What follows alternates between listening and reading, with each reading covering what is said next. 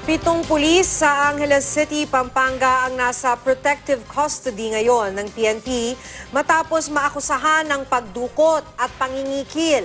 Ang nabiktima umano nilang Koreano bumalik ng bansa para magsampa ng reklamo. Makibalita tayo kay Steve Dailisan.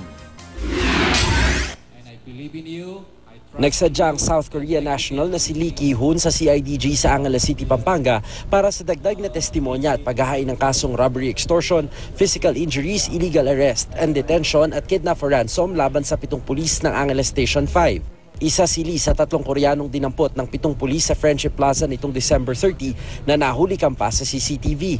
Hindi na nagbigay ng pahayag si Lee. Nauna nang nagbigay ng pahayag ang isa pang biktima na si Min-hoon Park na ngayon nasa South Korea na. Habang isa pang biktimang Koreano inaasahang babalik din sa bansa para magbigay ng testimonya. Kabilang sa mga tatayong testigo ang kasambahay at isang Koreanong si Thomas Jung na siya umanong nag-deliver ng ransom money.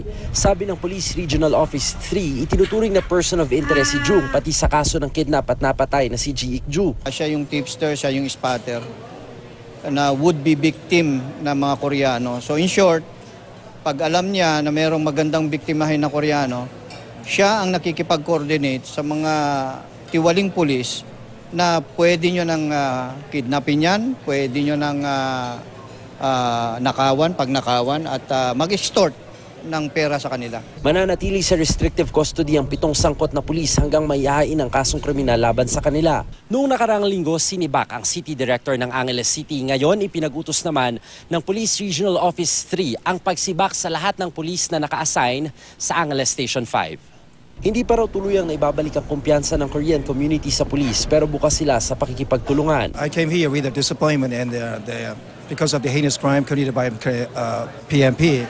But through the communication between the PNP and then Korean Community Society, it was a way mitigated. Bati daw nilang mailang Korean syndicate na kasabwat sa kalakaran ng kidnap for ransom. There is many fugitives living in the Philippines. They are rotten egg because of those criminal guys who is hiding themselves here. Maybe contribute to this heinous crime. So, as I felicitously say, I will do my best to eradicate those few rotten eggs living in here. Steve Dailisan, GMA News.